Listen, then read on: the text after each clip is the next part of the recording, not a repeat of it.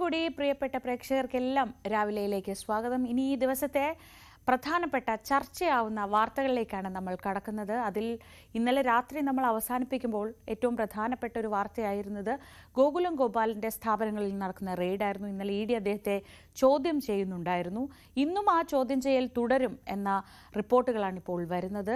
അങ്ങനെ ഗോകുലം ഗോപാലിൽ നിന്നും അദ്ദേഹത്തിൻ്റെ ബിസിനസ് കാര്യങ്ങളെക്കുറിച്ചുള്ള വിവരങ്ങളൊക്കെ തേടിയിട്ടുണ്ടായിരുന്നു ഇ ഡി ഉദ്യോഗസ്ഥർ. മറ്റൊരു പ്രധാനപ്പെട്ട വാർത്ത, ഈ സുരേഷ് ഗോപി ഇന്ന് മുനമ്പത്തെത്തുകയാണ്. കഴിഞ്ഞ ദിവസം നമ്മൾ കണ്ടതാണ്, മുനമ്പത്ത് വലിയ രീതിയിലുള്ള ആഘോഷ പ്രകടനമൊക്കെ വഖഫ് ബിൽ പാസ്സായതിനു പിന്നാലെ ഉണ്ടായിരുന്നു. ഈ ബില്ലിനെതിരെ കൂടുതൽ പേർ കോടതിയെയൊക്കെ സമീപിക്കുമ്പോൾ സുരേഷ് ഗോപിയുടെ സാന്നിധ്യം മുനമ്പത്ത് ഏറെ ശ്രദ്ധേയമാവുകയാണ്. പാർട്ടി കോൺഗ്രസ് തുടരുന്നതിനിടെയാണ് മുഖ്യമന്ത്രിയുടെ മകൾ വീണയ്ക്കെതിരെയുള്ള SFIO നടപടികൾ ആരംഭിക്കുന്നത്. അത് ചർച്ചയാവുമോ? പുതിയ സെക്രട്ടറി ആരായിരിക്കും? അങ്ങനെ ആകാംക്ഷകൾ നിറയുന്ന ഒരു ദിവസമാണ്. നമുക്ക് ആദ്യം തലക്കെട്ടുകൾ നോക്കാം. ഗോകുലം ഗോപാലനെ ഇന്നും ചോദ്യം ചെയ്യും. തുടർ നടപടികൾ മൊഴി വിശദമായി പരിശോധിച്ച ശേഷം ഇന്നലെ ഇ ഡി പരിശോധന ഗോകുലം ഗോപാലനുമായി ബന്ധപ്പെട്ട 5 ഇടങ്ങളിൽ.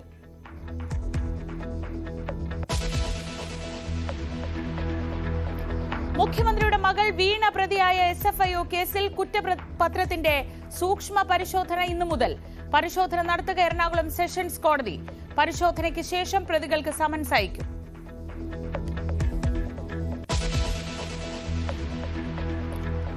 ആശാവർക്കർമാരുടെ അനിശ്ചിതകാല സമരം 55-ാം ദിവസത്തിൽ.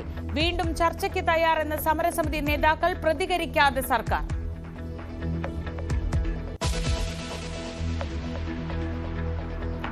IB ഉദ്യോഗസ്ഥയുടെ ആത്മഹത്യയിൽ നിർണായക വിവരങ്ങൾ പുറത്ത്. സുഗാന്തിന് മറ്റൊരു IB ഉദ്യോഗസ്ഥയുമായി രഹസ്യബന്ധം. ആത്മഹത്യ ചെയ്ത IB ഉദ്യോഗസ്ഥ ഗർഭഛിദ്രം നടത്തിയെന്ന് വ്യക്തമാക്കുന്ന തെളിവുകൾ. ന്യൂസ് 18. സുഗാന്തിനെതിരെ വിശദമായ റിപ്പോർട്ട് കോടതിയിൽ നൽകാൻ പോലീസ്.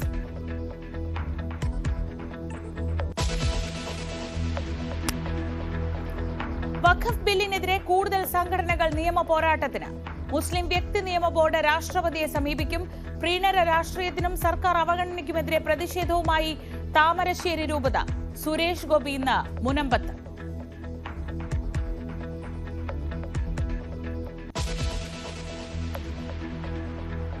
CPM സംഘടനാ റിപ്പോർട്ടിന്മേൽ ചർച്ച ഇന്ന്. പുതിയ ജനറൽ സെക്രട്ടറിയെ കുറിച്ച് ചർച്ച ചെയ്യാൻ PB യോഗം വൈകിട്ട്.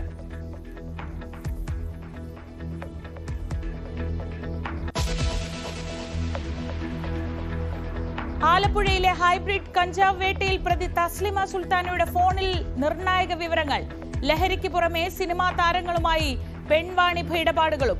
ഒരു പ്രമുഖ താരത്തിന് മോഡലിന്റെ ചിത്രം അയച്ചു നൽകി. ലഹരിക്ക് പുറമെ പെൺകുട്ടിയെ എത്തിച്ചു നൽകിയതിനും തെളിവുകൾ.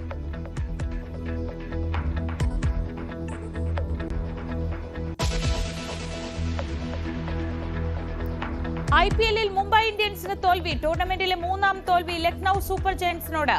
ഇന്ന് ചെന്നൈ സൂപ്പർ കിങ്സ് ഡൽഹി ക്യാപിറ്റൽസിനെയും പഞ്ചാബ് കിങ്സ് രാജസ്ഥാൻ റോയൽസിനെയും നേരിടും.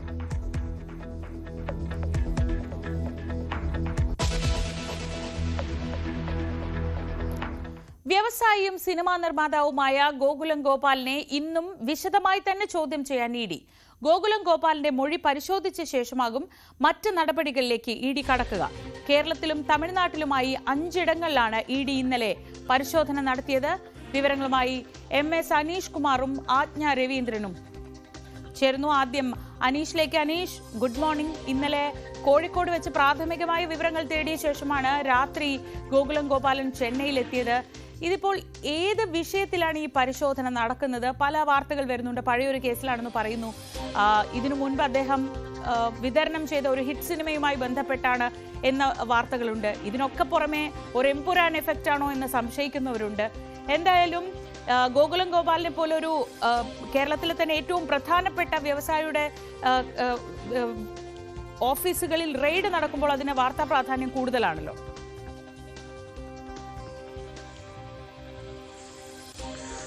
ശ്രീജ, ഇപ്പോഴും കൃത്യമായ ഒരു വിവരം അല്ലെങ്കിൽ എന്ത് കേസിൻ്റെ അടിസ്ഥാനത്തിലാണ് എന്നതിലേക്ക് കൃത്യമായി ഇ ഡി വിരൽ ചൂണ്ടുന്നില്ല. 3 തരത്തിലുള്ള പ്രചാരണങ്ങൾ അല്ലെങ്കിൽ 3 തരത്തിലുള്ള കാര്യങ്ങളാണ് പ്രചരിപ്പിക്കുന്നത്. ഒന്ന് 2023 ഫെമയുമായി ബന്ധപ്പെട്ട്, അതായത് വിദേശ നാണയ വിനിമയ ചട്ടം ലംഘിച്ചതുമായി ബന്ധപ്പെട്ടൊരു കേസ് രജിസ്റ്റർ ചെയ്തിരുന്നു. ആ കേസിൽ ഗോകുലം ഗോപാലിനെ കൊച്ചിയിലെ ED ആസ്ഥാനത്തേക്ക് എത്തി ചോദ്യം ചെയ്യലുകൾ അടക്കം നടത്തിയിരുന്നു. അതിൻ്റെ ഒരു തുടർ ചർച്ച എന്ന രീതിയിൽ ആയിരുന്നു ആദ്യം ഈ ED വൃത്തങ്ങളിൽ നിന്നും വിവരങ്ങൾ വന്നത്. പക്ഷേ പിന്നീട് ഈ എമ്പുരാനുമായി ബന്ധപ്പെട്ട് തന്നെയുള്ള ഒരു പരിശോധനയാണ്. അതായത് എമ്പുരാൻ നിർമ്മാണവുമായി ബന്ധപ്പെട്ട ഒരു കൃത്യമായ ഉറവിടം വെളിപ്പെടുത്താത്ത ഒരു ഇടത്തു നിന്നും വലിയ തോതിലുള്ള പണം ഈ ഗോകുലം ഗ്രൂപ്പിലേക്ക് എത്തുന്നു. അതിനുശേഷമാണ് പിന്നീട് ഈ നിർമ്മാണ പ്രവർത്തനങ്ങളിലൊക്കെ സഹകരിക്കുന്നു എന്നടക്കമുള്ള രീതിയിലേക്ക് കാര്യങ്ങൾ നീങ്ങിയത്. അതുകൊണ്ട് എമ്പുരാനെ കേന്ദ്രീകരിച്ച് തന്നെയാണ് ഈ അന്വേഷണം എന്ന ഒരു വിവരം പുറത്തു വന്നിരുന്നു. മറ്റൊരു സിനിമയുമായി ബന്ധപ്പെട്ട കളക്ഷനുമായി ബന്ധപ്പെട്ടൊക്കെയുള്ള പ്രശ്നം, അതിൻ്റെ പണത്തിൻ്റെ ഉറവിടം തുടങ്ങിയ അങ്ങനെ ചില കാര്യങ്ങളാണ് ഈ പരിശോധനയുടെ കീഴിൽ വന്നതെന്ന് പറയുകയും ചെയ്തു. അങ്ങനെ 3 തരത്തിലുള്ള കാര്യങ്ങളാണ്. ഇനിയും ഈ 3ഉം സംയോജിപ്പിച്ചുകൊണ്ടുള്ളൊരു അന്വേഷണമാണോ എന്നതിനെക്കുറിച്ചും ഒരു വ്യക്തത ലഭിക്കേണ്ടതുണ്ട്. എന്തായാലും എമ്പുരാൻ എഫക്റ്റാണ് ഈ പരിശോധനകൾക്കും ചോദ്യം ചെയ്യലുകൾക്കും പിന്നിലെന്ന വിമർശനമാണ് വലിയ തോതിൽ ഈ പ്രതിപക്ഷ പാർട്ടികളടക്കം ഈ പ്രതിപക്ഷ നേതാവൊക്കെ അടക്കം ഇന്നലെ പരസ്യമായി രംഗത്തെത്തുന്ന ഒരു സാഹചര്യം ഉണ്ടായിരുന്നു. അതുകൊണ്ട് എമ്പുരാനിൽ പറഞ്ഞ കാര്യങ്ങൾ അത് കേന്ദ്ര സർക്കാരിനെ ആലോചനപ്പെടുത്തുന്നു.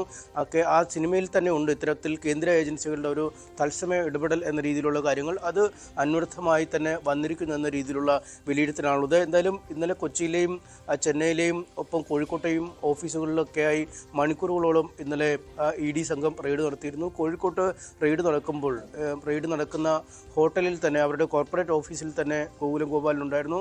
അവിടെ വെച്ച് പ്രാഥമികമായ ചോദ്യം ചെയ്യൽ നടന്നു. അതിനുശേഷമാണ് എത്രയും പെട്ടെന്ന് ചെന്നൈയിൽ എത്തണമെന്ന നിർദ്ദേശം അദ്ദേഹത്തിന് ED സംഘം നൽകിയത്. തൊട്ടു പിന്നാലെ അദ്ദേഹം ഉടമസ്ഥനായ ഒരു സ്ഥാപനത്തിൻ്റെ ഡയറക്ടർ ബോർഡ് യോഗത്തിൽ പങ്കെടുക്കുകയായിരുന്നു. ആ യോഗത്തിന് അവസാനം അല്ലെങ്കിൽ യോഗം പൂർത്തിയാക്കാൻ പോലും നിൽക്കാതെ അദ്ദേഹം ചെന്നൈയിലേക്ക് പോവുകയായിരുന്നു. ചെന്നൈയിലെത്തിയ ശേഷം പിന്നീട് അദ്ദേഹത്തെ മണിക്കൂറുകളോളം ചോദ്യം ചെയ്ത് രാത്രിയാണ് ആ ചോദ്യം ചെയ്യലിന് ശേഷം വിട്ടയച്ചത്. ആ മൊഴികൾ ഇപ്പോൾ ED സംഘം പരിശോധിച്ച് വരികയാണ്. ഇതിനുശേഷം വീണ്ടും അദ്ദേഹത്തെ വിളിച്ചു വരുത്തും എന്ന കാര്യങ്ങൾ തന്നെയാണ് നമുക്ക് അറിയാൻ കഴിയുന്നത്. ഏതാണ്ട് ചെന്നൈ ഓഫീസിലെ ചോദ്യം ചെയ്യൽ 10 മണിക്കൂറിലധികം നീണ്ട ഒരു പരിശോധനയായിരുന്നു. ആ പരിശോധനയ്ക്കൊടുവിലാണ് അദ്ദേഹത്തെ ചെന്നൈയിലെത്തിച്ച് ചോദ്യം ചെയ്യുന്ന അവസ്ഥയിലേക്ക് കാര്യങ്ങൾ നീങ്ങിയത്. എന്തായാലും ആ മൊഴികൾ പരിശോധിക്കുകയും ലഭിച്ച രേഖകൾ അപഗ്രഥനം ചെയ്യുകയും ചെയ്യും. അതിനുശേഷം വീണ്ടും അദ്ദേഹത്തെ ചോദ്യം ചെയ്യാൻ വിളിക്കും എന്ന് തന്നെയാണ് നമുക്ക് ഈ ഘട്ടത്തിൽ മനസ്സിലാക്കാൻ കഴിയുന്നത്. എന്തായാലും അതീവ ഗുരുതരമായ ഒരു ഇടപെടലിലേക്ക് ഇക്കാര്യത്തിൽ ED പോകുന്നു എന്ന് തന്നെയാണ് നിലവിൽ നടന്ന കാര്യങ്ങൾ പരിശോധിക്കുമ്പോൾ നമുക്ക് വ്യക്തമാവുന്നത്. ശ്രീജ. ശരി, അനീഷാണ് വിവരങ്ങൾ നൽകിയത്. ആജ്ഞ രവീന്ദ്രൻ കൂടി കൊച്ചിയിൽ നിന്ന്. ആജ്ഞ, ഗുഡ് മോർണിംഗ്. ഇന്നലെ അതൊരു വിരട്ടാണ് എന്ന രീതിയിലൊക്കെ സമൂഹ മാധ്യമങ്ങളിലൊക്കെ ഒരു റിപ്പോർട്ടുകളോ അല്ലെങ്കിൽ അത്തരത്തിലുള്ള കുറിപ്പുകളൊക്കെ കണ്ടിരുന്നു. പക്ഷെ അതിനും അപ്പുറത്ത് ഗൗരവമായ ഒരു പരിശോധന തന്നെ ED നടത്തുന്നുണ്ട്. അത് എന്തിനാണെന്ന വിവരം പോലും അവർ പുറത്തു വിട്ടിട്ടില്ല എന്നതാണ് അതിൽ ശ്രദ്ധേയം. കൊച്ചിയിൽ ഇന്നും പരിശോധനയുണ്ടോ? എന്ത് വിവരങ്ങളാണ് നമുക്ക് കൊച്ചിയിൽ നിന്ന് ലഭിക്കുന്നത്?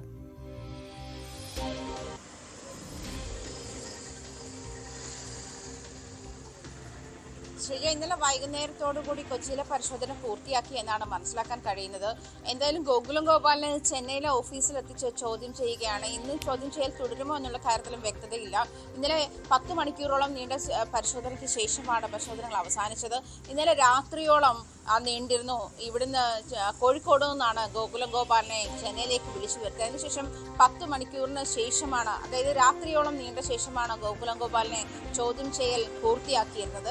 സമീപകാലത്ത് ഇറങ്ങിയ സിനിമയുമായി ബന്ധമില്ല എന്നുള്ള തരത്തിൽ, അല്ലെങ്കിൽ സിനിമയുടെ നിർമ്മാണവുമായി ബന്ധപ്പെട്ട് അല്ല ഈ പരിശോധന എന്നാണ് ED വ്യക്തമാക്കിയിട്ടുള്ളത്. അതേസമയം ശ്രീജി സൂചിപ്പിച്ചതുപോലെ സമൂഹ മാധ്യമങ്ങളിൽ വിരട്ടാണ്, അതല്ലെങ്കിൽ സിനിമയിൽ NIA പോലുള്ള പ്രതീകങ്ങൾ ഉപയോഗിച്ചത് ഇത്തരത്തിലുള്ള കേന്ദ്ര സർക്കാരിന്റെ ഇടപെടൽ സൂചിപ്പിക്കാൻ തന്നെയായിരുന്നു. അതുതന്നെയാണ് കേന്ദ്ര സർക്കാർ ഇപ്പോൾ ചെയ്യുന്നത് എന്നുള്ള തരത്തിലുള്ള വിമർശനങ്ങളും സോഷ്യൽ മീഡിയയിൽ ശക്തമാണ്. അതേസമയം ഫെമ നിയമം ലംഘിച്ചു എന്ന് കാണിച്ച് 1000 കോടിയോളം രൂപയുടെ തട്ടിപ്പാണ് ഗോകുലം ഗോപാലൻ നടത്തിയിരിക്കുന്നത്. അതിൽ വ്യക്തത വരാനുണ്ട് എന്ന് ED വൃത്തങ്ങൾ വ്യക്തമാക്കുന്നുണ്ട്. അത്തരത്തിലാണ്, അതായത് ഫെമ നിയമം ലംഘിച്ചു എന്ന് കാണിച്ച് തന്നെയാണ് ഗോകുലം ഗോപാലിന്റെ ബിസിനസ് കേന്ദ്രങ്ങളിൽ പരിശോധന നടത്തിയിരുന്നത്. കഴിഞ്ഞ ദിവസം തന്നെ അദ്ദേഹം തന്നെ മാനേജിംഗ് ഡയറക്ടറായിട്ടുള്ള, അല്ലെങ്കിൽ ഡയറക്ടർ ബോർഡിലുള്ള ഒരു സ്ഥാപനത്തിന്റെ ഡയറക്ടർ ബോർഡ് മീറ്റിംഗ് നടന്നുകൊണ്ടിരിക്കുമ്പോഴാണ് ED സംഘം പരിശോധനയ്ക്ക് എത്തുകയും ഗോകുലം ഗോപാലിനെ അടിയന്തരമായി ചെന്നൈയിലേക്ക് വിളിപ്പിക്കുകയും ചെയ്തിരുന്ന സാഹചര്യം ഉണ്ടായിരുന്നത്. എന്തായാലും എമ്പുരാൻ സിനിമയുമായി ബന്ധപ്പെട്ട തർക്കം ഉണ്ടായതുകൊണ്ടാണ് അടിയന്തരമായി ഗോകുലം ഗോപാലിനെ ഇത്തരത്തിൽ ചോദ്യം ചെയ്യാൻ വിളിച്ചത് എന്നുള്ള ഒരു സാഹചര്യം കൂടിയാണ് ചർച്ചയാകുന്നത്. മാത്രമല്ല ഗോകുലം ഗോപാലൻ തമിഴിലെ വമ്പൻ നിർമ്മാണ കമ്പനിയായ ലൈക്ക മീഡിയ പിന്മാറിയതിനു ശേഷമാണ് ഗോകുലം ഗോപാലൻ എമ്പുരാന്റെ ഭാഗമായതും അല്ലെങ്കിൽ മലയാളത്തിലെ പ്രശസ്തരായ അല്ലെങ്കിൽ താരങ്ങൾ ഉൾപ്പെടുന്ന സിനിമ അത് റിലീസാകാതെ പോരല്ല അല്ലെങ്കിൽ അതിന് പ്രതിസന്ധി ഉണ്ടാക്കരുത് എന്നുള്ള കാരണം ചൂണ്ടിക്കാട്ടിയാണ്. അങ്ങനെയായിരുന്നു ഗോകുലം ഗോപാലൻ ആ സമയത്ത് പ്രതികരിച്ചത്. അതുകൊണ്ടാണ് സിനിമയുടെ നിർമ്മാണ ഇതിലേക്ക് വന്നത് അല്ലെങ്കിൽ സഹനിർമ്മാതാവ് എന്നുള്ള നിലയിലേക്ക് വന്നത് എന്നാണ് പ്രതികരിച്ചിരുന്നത്. ആ ഒരു സാഹചര്യം കൂടി കണക്കിലെടുക്കുമ്പോൾ എമ്പുരാൻ സിനിമയുമായുള്ള വിവാദങ്ങളും അതുമായി ബന്ധപ്പെട്ടു തുടർന്നുണ്ടായ വാദങ്ങളും ഒക്കെ മുൻനിർത്തിക്കൊണ്ട് തന്നെയാണ് ഗോകുലം ഗോപാലിനെ അല്ലെങ്കിൽ ഗോകുലത്തിന്റെ എല്ലാ ബിസിനസ് സാഹചര്യങ്ങളെയും സ്ഥാപനങ്ങളെയും റെയ്ഡിൽ ഉൾപ്പെടുത്തുന്ന ഒരു സാഹചര്യത്തെ വിലയിരുത്തുന്നത്. ശ്രീജ. ആജ്ഞ രവീന്ദ്രനാണ് വിവരങ്ങൾ നൽകിയത്. കൊച്ചിയിൽ നിന്ന് എന്തായാലും ഗോകുലം ഗോപാലിന് എതിരായ EDയുടെ പരിശോധന ഇന്നലെ രാത്രി ഗോകുലം ഗോപാലിന്റെ സ്ഥാപനങ്ങളിൽ നടന്നു. അദ്ദേഹത്തിന്റെ ചോദ്യം ചെയ്യൽ 10 മണിക്കൂറിലേറെയാണ് നീണ്ടത്. ഇന്നും തുടർ നടപടികൾ ഉണ്ടാകുമെന്നാണ് പ്രതീക്ഷിക്കുന്നത്. പക്ഷേ ഈ മൊഴി വിശദമായി പരിശോധിച്ച ശേഷമായിരിക്കും മറ്റു നടപടികളിലേക്ക് പോകുന്നത്. മറ്റൊരു പ്രധാനപ്പെട്ട വാർത്ത, മുഖ്യമന്ത്രിയുടെ മകൾ വീണ പ്രതിയായ മാസപ്പടി കേസിൽ എന്ത് നടപടിയാണ് അടുത്തത് ഉണ്ടാകുന്നത് എന്നതാണ്. വിചാരണ കോടതിയിൽ ഇന്നലെ റിപ്പോർട്ട് സമർപ്പിച്ചിരുന്നു. പ്രതികൾക്ക് വൈകാതെ തന്നെ കോടതി നോട്ടീസ് അയക്കും. SFIO കുറ്റപത്രം ഇന്നലെയാണ് വിചാരണ കോടതിക്ക് കൈമാറിയത്. സേവനമൊന്നും വാങ്ങാതെ വീണ 2.7 കോടി രൂപ കൈപ്പറ്റിയെന്നാണ് SFIOയുടെ കണ്ടെത്തൽ. ഡാൻ കുര്യനും ആജ്ഞയും വിവരങ്ങളുമായി ഒരിക്കൽ കൂടി ചേരുന്നുണ്ട്. ആജ്ഞ, ഇന്നലെയാണ് വിചാരണ കോടതിയിലേക്ക് ഈ റിപ്പോർട്ട് കൈമാറിയത്. അടുത്ത നടപടി എന്താണ് പ്രതീക്ഷിക്കുന്നത്? നമുക്ക് സാധാരണഗതിയിൽ ഈ SFIOയുടെ നടപടിക്രമങ്ങൾ നമുക്ക് അത്ര പരിചിതമല്ല. അതുകൊണ്ട് തന്നെ അടുത്ത നടപടി എന്താണ്?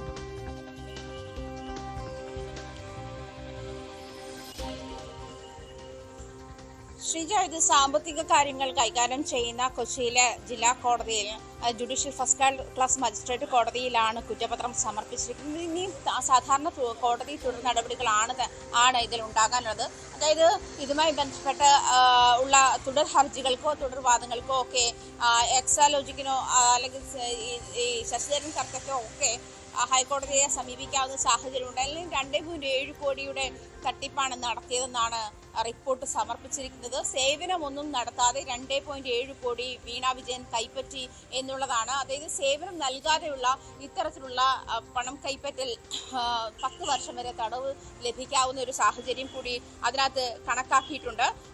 അതുമാത്രമല്ല, ഇതുമായി ബന്ധപ്പെട്ട ഇന്നലെയാണ് കോടതിയിൽ എറണാകുളം ജില്ലാ കോടതിയിൽ ഇതുമായി ബന്ധപ്പെട്ടുള്ള കുറ്റപത്രം സമർപ്പിച്ചിട്ടുള്ളത്. തുടർ നടപടികൾ ഇന്നുണ്ടാകുമെന്ന് തന്നെയാണ് മനസ്സിലാക്കാൻ കഴിയുന്നത്. എന്തായാലും SFIOയുടെ ഇതുമായി ബന്ധപ്പെട്ട കണ്ടെത്തലുമായി ബന്ധപ്പെട്ട് SFIOയുടെ ചോദ്യം ചെയ്യലിനെ തുടർന്നാണ് അങ്ങേയറ്റം കോളിളക്കം സൃഷ്ടിച്ച ഒരു കേസായി മാറുകയായിരുന്നു CMRL ഇടപെടലുകൾ. ആ ഒരു സാഹചര്യത്തിൽ KSRDCയെ കൂടി ഈ കാര്യത്തിൽ ഇടപെടുത്തുന്ന ഒരു സാഹചര്യം കൂടി നിരവധി തവണ ഹൈക്കോടതിയിൽ KSRDC ഇതുമായി ബന്ധപ്പെട്ട ഹർജി നൽകേണ്ടുന്ന സാഹചര്യം കൂടി ഉണ്ടായിരുന്നു. ഇത്തരം സാഹചര്യങ്ങളൊക്കെ കടന്ന ശേഷമാണ് ഇപ്പോൾ വീണ വിജയൻ കേസിൽ പ്രതിയാണ് എന്നുള്ള കുറ്റപത്രം SFIO ജില്ലാ കോടതിയിൽ സമർപ്പിച്ചിരിക്കുന്നത്. ശ്രീജ. ഡാൻ കുര്യൻ വിവരങ്ങളുമായി. ഡാൻ, ഇപ്പോൾ കോൺഗ്രസിന് വീണ് കിട്ടുന്ന ഒരു ആയുധം കൂടിയാണ്, കോൺഗ്രസിനും BJPക്കും വീണ് കിട്ടുന്ന ഒരു ആയുധം കൂടിയാണ് ഈ SFIOയുടെ നടപടിക്രമങ്ങൾ. ഇപ്പോൾ കോടതിയിലെ കുറ്റപത്രം കൈമാറുന്നു. ഇനി ബാക്കി നടപടിക്രമങ്ങളിലേക്ക് ഇത് കടക്കുമ്പോൾ ഇന്നലെ തന്നെ പ്രതിപക്ഷ നേതാവിൻ്റെ ഭാഗത്തു നിന്ന് ഒരു രാജി ആവശ്യമൊക്കെ വന്നു കഴിഞ്ഞു.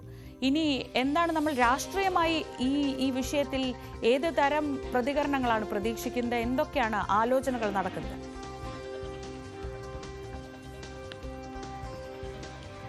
കോൺഗ്രസ് കേന്ദ്രങ്ങളിൽ 2 തരത്തിലുള്ള വ്യാഖ്യാനമാണ് ഇതുമായി ബന്ധപ്പെട്ടുണ്ടായിരിക്കുന്നത്. അതായത് കേന്ദ്ര ഏജൻസികളെ ഉപയോഗിച്ചുകൊണ്ട് കേന്ദ്ര സർക്കാർ രാഷ്ട്രീയമായ വേട്ടയാടൽ നടത്തുന്നുവെന്ന ഒരു ആരോപണം നേരത്തെ മുതൽ തന്നെ കോൺഗ്രസ് ആണ് ദേശീയ തലത്തിൽ ഉന്നയിച്ചു തുടങ്ങിയത്. അതിനിടയിലാണ് ഈ വീണ വിജയനെതിരായ മുഖ്യമന്ത്രിക്കെതിരായിട്ടുള്ള നീക്കങ്ങളൊക്കെ ED ഉൾപ്പെടെയുള്ള ഏജൻസികളുടെ ഭാഗത്തുനിന്ന് നേരത്തെ ഉണ്ടായിട്ടുള്ളത്. അതിനിടയിൽ ഇങ്ങനെയൊരു ആവശ്യം, അതായത് വീണ വിജയനുമായി ബന്ധപ്പെട്ട് ഇങ്ങനെ കുറ്റപത്രം സമർപ്പിക്കുന്ന ഒരു സാഹചര്യം ഉണ്ടാകുമ്പോൾ ഒരു പ്രബല വിഭാഗം, പക്ഷേ മറ്റൊരു വിഭാഗം കാത്തിരുന്ന് മാത്രം എന്താകും തുടർ നീക്കങ്ങൾ എന്ന് അറിഞ്ഞതിന് ശേഷം മാത്രം ഉണ്ടയില്ല വെടിയാണോ ഇത് എന്ന് ഉറപ്പിച്ചതിന് ശേഷം മാത്രം തുടർ നടപടികളിലേക്ക് കടന്നാൽ മതി. അതല്ല എങ്കിൽ അത് വലിയ തരത്തിലുള്ള ഒരു പ്രതിരോധത്തിലായി മാറും എന്നൊരു നിലപാടിൽ ഉറച്ചു നിൽക്കുകയാണ്. എന്തായാലും കോൺഗ്രസിനെ സംബന്ധിച്ച് പ്രതിഷേധവുമായി തെരുവിലിറങ്ങേണ്ട ഒരു സാഹചര്യത്തിലേക്ക് അവർ നീങ്ങുന്നു. കാരണം അതിന് നിർബന്ധിതരായിരിക്കുന്നു. അതല്ല എങ്കിൽ ആ രാഷ്ട്രീയ സാഹചര്യം BJPയും അവരുടെ അനുബന്ധ കക്ഷികളും വലിയ തരത്തിൽ ഒരു പ്രചാരണ വിഷയമാക്കി മാറ്റുന്ന ഒരു സ്ഥിതിവിശേഷമാണ്. കഴിഞ്ഞ ദിവസം രാത്രി തന്നെ തലസ്ഥാനത്ത് സെക്രട്ടേറിയറ്റിലേക്ക് തന്നെ മുഖ്യമന്ത്രിയുടെ രാജി ആവശ്യപ്പെട്ടുകൊണ്ട് മാർച്ച് നടത്തുന്ന തരത്തിലേക്കൊക്കെ കാര്യങ്ങൾ എത്തിയിരുന്നു.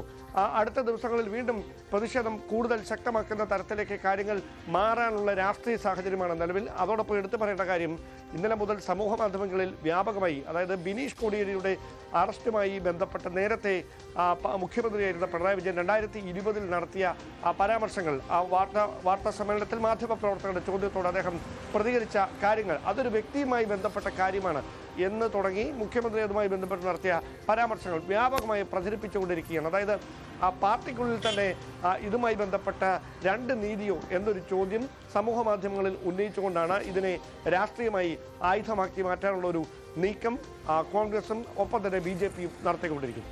ഡാൻ, മറ്റൊരു പ്രധാനപ്പെട്ട കാര്യം ഷോൺ ജോർജിന്റെ ഇടപെടലാണ്. ഒരു പക്ഷേ SFIO അന്വേഷണം പോലെയുള്ള ഒരു നടപടിയിലേക്കൊക്കെ ഈ ആരോപണങ്ങളെ എത്തിച്ചത്. ഒരു വശത്ത് മാത്യു കുഴൽനാടൻ്റെ ഇടപെടൽ ഒരു വളരെ ദയനീയമായ വിധത്തിൽ പരാജയപ്പെട്ടപ്പോൾ അപ്പുറത്ത് ഷോൺ ജോർജിനാണ് ഇതിൻ്റെ ഒരുപക്ഷെ രാഷ്ട്രീയമായ ആനുകൂല്യം ഉണ്ടാവാൻ പോകുന്നത്. അത് BJP എത്രത്തോളം മുതലെടുക്കാൻ ശ്രമിക്കുന്നുണ്ട്?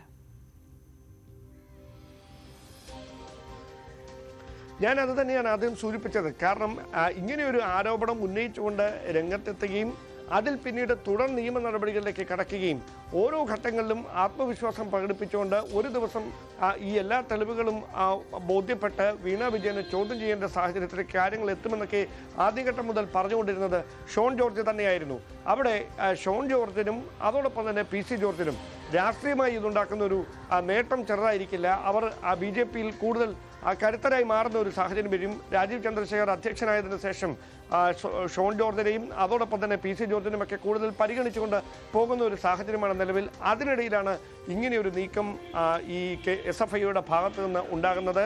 അവിടെ ഷോൺ ജോർജിന് വ്യക്തിപരമായി ഇതൊരു രാഷ്ട്രീയ നേട്ടം എന്നതിനപ്പുറത്തേക്ക് BJPയാണ്, അതായത് കേരളത്തിൽ മുഖ്യ പ്രതിപക്ഷ സ്ഥാനത്ത് കോൺഗ്രസ് ഉണ്ടായിട്ടും സർക്കാരിനെതിരായ ഇങ്ങനെയൊരു സർക്കാരിനെ, പ്രത്യേകിച്ച് മുഖ്യമന്ത്രിയുടെ കുടുംബത്തെയൊക്കെ ആരോപണങ്ങളുടെ മുൾമുനയിൽ നിർത്തുന്ന ഒരു ആക്ഷേപം ഉന്നയിച്ചുകൊണ്ട് രംഗത്തെത്താൻ BJPക്കാണ് കഴിഞ്ഞത് എന്ന തരത്തിലുള്ളൊരു പ്രചാരണം അവർ വ്യാപകമാക്കാനുള്ളൊരു നീക്കമുണ്ടാകും. അതോടൊപ്പം തന്നെ പുറത്തേക്ക് പ്രതിഷേധം വ്യാപിപ്പിക്കുന്ന പശ്ചാത്തലം വരും.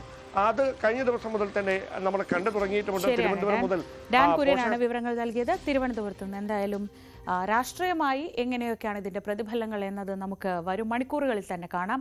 മറ്റൊരു വാർത്തയിലേക്ക്, IB ഉദ്യോഗസ്ഥയുടെ ആത്മഹത്യയിൽ നിർണായകമായ വിവരങ്ങൾ പുറത്തുവരികയാണ്. ജീവനൊടുക്കിയ യുവതിയുടെ സുഹൃത്തും തിരുവനന്തപുരം സ്വദേശിനിയുമായ മറ്റൊരു IB ഉദ്യോഗസ്ഥയും സുഗാന്ത് സുരേഷിനെ വിവാഹം കഴിക്കണമെന്ന് വാശി പിടിച്ചതോടെയാണ് ഇരുവരും തമ്മിലുള്ള ബന്ധം വഷളായതെന്നാണ് കണ്ടെത്തൽ. അതേസമയം ആത്മഹത്യ ചെയ്ത IB ഉദ്യോഗസ്ഥ തലസ്ഥാനത്തെ സ്വകാര്യ ആശുപത്രിയിൽ ഗർഭഛിദ്രം നടത്തിയെന്ന് വ്യക്തമാക്കുന്ന തെളിവുകൾ ന്യൂസ് 18 ലഭിച്ചു. News 18 exclusive. 2024 ജൂലൈ മാസം 4-ാം തീയതി തിരുവനന്തപുരം നഗരത്തിലെ ഒരു പ്രമുഖ സ്വകാര്യ ആശുപത്രിയിൽ വെച്ച് യുവ IB ഉദ്യോഗസ്ഥ ഗർഭചിത്രം നടത്തിയതിനു ശേഷം ഫാർമസിയിൽ നിന്ന് വാങ്ങിയ മരുന്നിന്റെ കുറിപ്പടിയാണ് news 18 പുറത്തുവിടുന്നത്.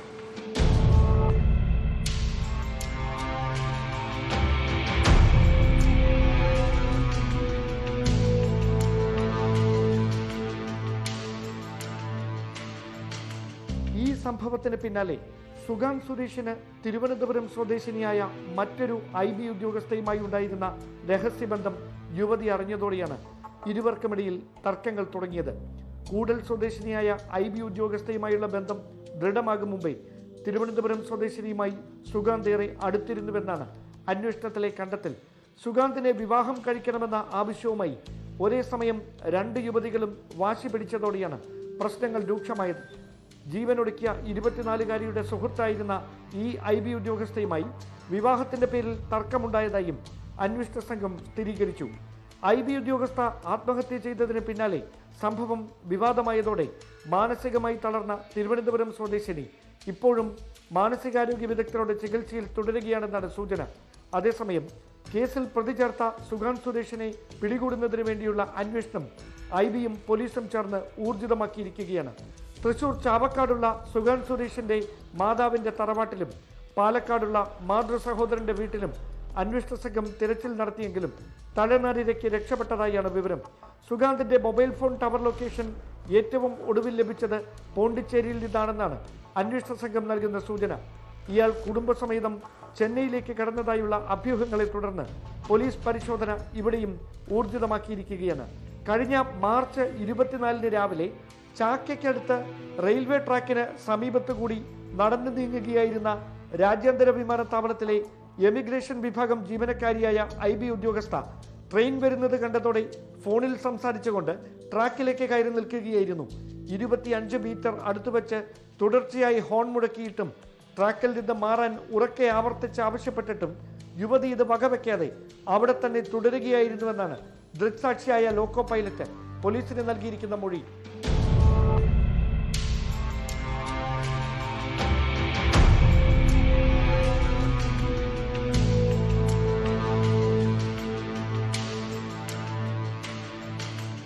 Dan Kurian, news 18, Thiruvananthapuram. Dan തന്നെ വിവരങ്ങളുമായി ചേർന്നു. ഡാൻ, എങ്ങനെയാണ് ആ കുട്ടി ആത്മഹത്യയിലേക്ക് പോയത് എന്നത് ഇപ്പോൾ ഏറെക്കുറെ വ്യക്തമാവുന്നുണ്ട്.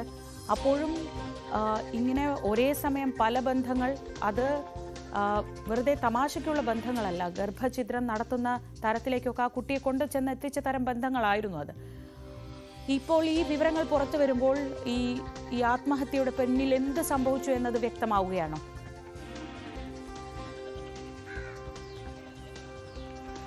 ശ്രീജ, കഴിഞ്ഞ ദിവസം നമ്മൾ തന്നെയാണ് IB ഉദ്യോഗസ്ഥയായിരുന്ന യുവതിയുടെ ആത്മഹത്യയുമായി ബന്ധപ്പെട്ട് ഈ യുവതിയുടെ കാമുകനായിരുന്ന സുഗാൻ സുരേഷ് എന്ന കൊച്ചി യൂണിറ്റിലെ IB ഉദ്യോഗസ്ഥന് ഒരേ സമയം IBയിലെ 3 ജീവനക്കാരുമായി ഈ കൂടൽ സ്വദേശിനിയായ ആത്മഹത്യ ചെയ്ത ഉദ്യോഗസ്ഥയ്ക്ക് പുറമെ മറ്റ് 2 പേരുമായി കൂടി വളരെ അടുത്ത ബന്ധമുണ്ടായിരുന്നുവെന്ന് വ്യക്തമാക്കുന്ന വിവരങ്ങളൊക്കെ പുറത്തുവിട്ടത്.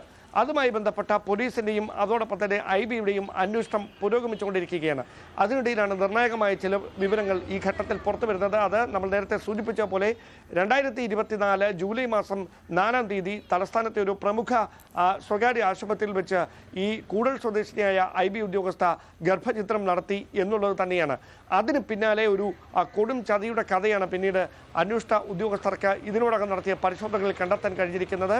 അതിനുശേഷം എത്രയും പെട്ടെന്ന് വിവാഹം കഴിക്കണം എന്ന ആവശ്യവുമായി ഈ ആത്മഹത്യ ചെയ്ത IB ഉദ്യോഗസ്ഥ സുഗാന്തിനെ സമീപിക്കുന്നു. വീട്ടിൽ വിവാഹകാര്യം പറയണമെന്ന് ആവശ്യപ്പെടുന്നു. ഈ യുവതിയുടെ കുടുംബാംഗങ്ങളും പ്രത്യേകിച്ച് മാതാവ് സുഗാന്തുമായി ഫോണിൽ സംസാരിക്കാറുണ്ടായിരുന്നു. അങ്ങനെ വീട്ടിലേക്ക് മാതാപിതാക്കളുമായി വരണം എന്ന ആവശ്യം വരെ അവർ മുമ്പോട്ട് വെക്കുന്നു. അപ്പോൾ ഓരോരോ കാരണങ്ങൾ പറഞ്ഞ് ഇതിനുള്ള സാഹചര്യങ്ങൾ സുഗാന്ത് തന്നെ ഇല്ലാതാക്കുകയായിരുന്നുവെന്നാണ് അന്വേഷണ ഉദ്യോഗസ്ഥരുടെ കണ്ടെത്തൽ. അതോടൊപ്പം ഇതേ സമയം തന്നെ തിരുവനന്തപുരം സ്വദേശിനിയായ മറ്റൊരു IB ഉദ്യോഗസ്ഥയുമായി ഈ സുഗാന്തിനെ വിവാഹം കഴിക്കണമെന്ന ആവശ്യമായി രംഗത്തെത്തുന്നു. ഇത് ഈ ആത്മഹത്യ ചെയ്ത IB ഉദ്യോഗസ്ഥയും തിരുവനന്തപുരം സ്വദേശിനിയായ IB ഉദ്യോഗസ്ഥയും തമ്മിലുള്ള തർക്കങ്ങളിലേക്ക് നയിക്കുന്നു. ഇവർ തമ്മിൽ ഇരുവരും വളരെ അടുത്ത സുഹൃത്തുക്കളായിരുന്നു, എല്ലാവരും ഒരുമിച്ച് ജോലി ചെയ്യുന്നവരായിരുന്നു. അങ്ങനെ മാനസികമായി വലിയൊരു സംഘർഷത്തിലേക്ക് നീങ്ങുകയായിരുന്നു ആത്മഹത്യ ചെയ്ത IB ഉദ്യോഗസ്ഥയെന്നാണ് അന്വേഷണ ഉദ്യോഗസ്ഥരുടെ കണ്ടെത്തൽ.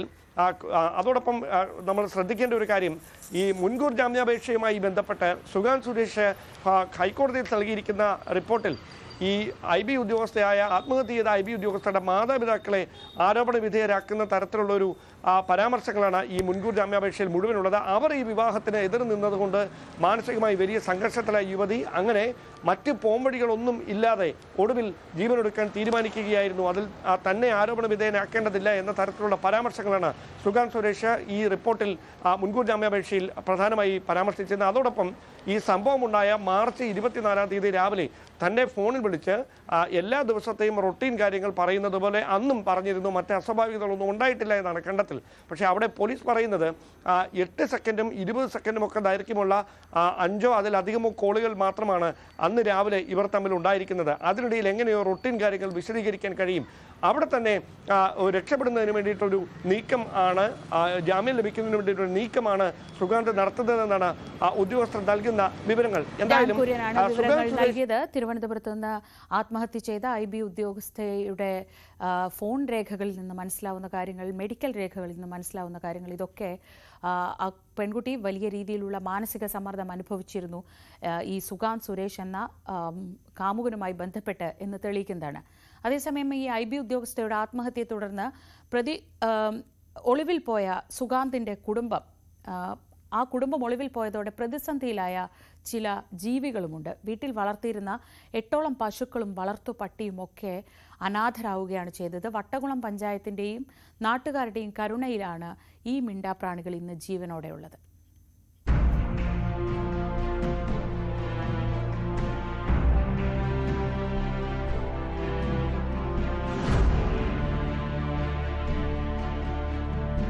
IB ഉദ്യോഗസ്ഥയായ മേഘയുടെ ആത്മഹത്യയിൽ പ്രതി ചേർക്കപ്പെട്ട സുഗാന്തിൻ്റെ വീട്ടിലാണ് നമ്മളിപ്പോഴുള്ളത്.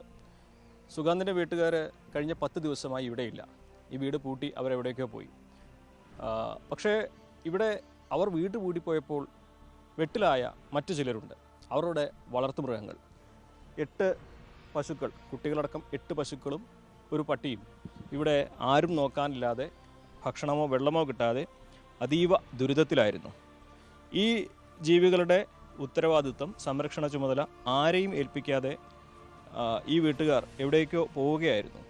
അതോടെ ഭക്ഷണവും വെള്ളവും കിട്ടാതെ കെട്ടിയിട്ട നിലയിൽ ഈ ജീവികൾ കഴിഞ്ഞ 5-10 ദിവസമായി അതീവ ദുരിതത്തിലാണ്. ചെറിയ കുട്ടി, ഇപ്പോൾ അടുത്തുണ്ടായ ചെറിയ കുട്ടി വരെ ഇതേ കെട്ടിൽ ദിവസങ്ങളോളം അനങ്ങാൻ കഴിയാത്ത അവസ്ഥയിലായിരുന്നു. ഏകദേശം ഒരു 11 ദിവസത്തോളമായിട്ട് ഇവിടെ വീട് പൂട്ടിയിട്ട് ഇവർ ഇവിടുന്ന് എങ്ങോട്ടോ പോയെന്നറിയില്ല. അങ്ങനെയുള്ളൊരു സാഹചര്യത്തിലാണ് ഇവിടെ ആളുകൾ, അയൽവാസികൾ ഇവർ പോയ വിവരം അറിഞ്ഞപ്പോൾ ഈ പശുക്കളെ നോക്കുന്നത് ഇവിടെ തൊട്ടടുത്ത വീട്ടിൽ ഇബ്രാഹിം പിന്നെ ഷാഫി എന്ന് പറഞ്ഞ 2 ആളുകളായിരുന്നു. ഇതിൻ്റെ ഉത്തരവാദിത്വം ആരും ഏൽപ്പിക്കാതെയാണ് അവർ പോയത്. തീർച്ചയായിട്ടും അതാണ് ഏറ്റവും വലിയ വിഷയം. കാരണം ഈ 5-8 പശുവിനെയും പിന്നെ അതുപോലെ കോഴി, പട്ടി തുടങ്ങിയ ജീവജാലങ്ങളെ ഒരാളിനെ ഏൽപ്പിക്കാതെ പോയി എന്നുള്ളൊരു പ്രയാസമാണ് ഉണ്ടായിട്ടുള്ളത്. മിണ്ടാപ്രാണികളെ അവരുടെ സംരക്ഷണം ഡയറി ഫാമിൻ്റെ അസോസിയേഷനെ ഏൽപ്പിക്കുവാനുള്ള തീരുമാനം എടുത്തിട്ടുണ്ട്. എന്തിന് ഇങ്ങനെ ഒരു കാര്യം കാണിച്ചു? അതായത് കേസ് വരും, സ്വാഭാവികമായിട്ടും നിയമപരമായിട്ടുള്ള കാര്യങ്ങളെല്ലാം നടക്കും. പക്ഷേ വളർത്തുജീവികളുടെ സംരക്ഷണം അത് ഉറപ്പുവരുത്താതെ ഇത്തരത്തിലൊരു നടപടിയെടുത്തത് എന്തിന് എന്ന ചോദ്യമാണ് ഇവരെല്ലാം ഉയർത്തുന്നത്. എന്നാണെങ്കിലും പഞ്ചായത്തിൻ്റെ ഭാഗത്തു നിന്നും മറ്റ് അധികൃതരുടെ ഭാഗത്തു നിന്നും യുക്തമായ നടപടി ഇതിലുണ്ടായിട്ടുണ്ട് എന്നുള്ളതാണ് ആശ്വാസകരമായ ഒരു കാര്യം. അഖിലോട്ട് പറയ്ക്കൊപ്പം CV അനുമോദ്, ന്യൂസ് 18. സെക്രട്ടേറിയറ്റ് നടയിൽ ആശാവർക്കർമാർ നടത്തുന്ന അനിശ്ചിതകാല സമരം 55ാം ദിവസത്തിലേക്ക് കടക്കുകയാണ്. സമവായ നീക്കങ്ങളുടെ ഭാഗമായി ആരോഗ്യമന്ത്രിയുടെ അധ്യക്ഷതയിൽ കഴിഞ്ഞ ദിവസം ട്രേഡ് യൂണിയൻ നേതാക്കൾ ഉൾപ്പെടെ പങ്കെടുത്ത ചർച്ച നടന്നെങ്കിലും പഠനസമിതിയെ നിയോഗിക്കാനുള്ള സർക്കാർ നിർദ്ദേശം ഇപ്പോഴും സമരസമിതി അംഗീകരിച്ചിട്ടില്ല. അതേസമയം ചർച്ചയ്ക്ക് വീണ്ടും തയ്യാറാണെന്ന് സമരസമിതി നേതാക്കൾ NHM ഡയറക്ടറെ അറിയിച്ചിട്ടുണ്ട്. പക്ഷേ ആരോഗ്യ വകുപ്പ് ഇത് സംബന്ധിച്ച വിവരമൊന്നും എടുത്തിട്ടുമില്ല. ഡാൻ കുര്യൻ ഒരിക്കൽ കൂടി വിവരങ്ങളുമായി. ഡാൻ, ഇതിപ്പോൾ സമ്മർദ്ദത്തിലായത് സത്യത്തിൽ ആശമാരാണോ? സർക്കാർ യാതൊരു ചർച്ചയ്ക്ക് തയ്യാറാണ്, അല്ലെങ്കിൽ ഇതിലൊരു സമവായം വേണമെന്ന് ഇവർ അങ്ങോട്ട് അറിയിക്കുമ്പോഴും തിരിച്ചൊരു പ്രതികരണവും വരുന്നില്ലെങ്കിൽ, എന്നാൽ അവർ സൗകര്യം പോലെ ചെയ്യട്ടെ എന്നൊരു നിലപാടിലേക്കാണോ സർക്കാർ പോകുന്നത്?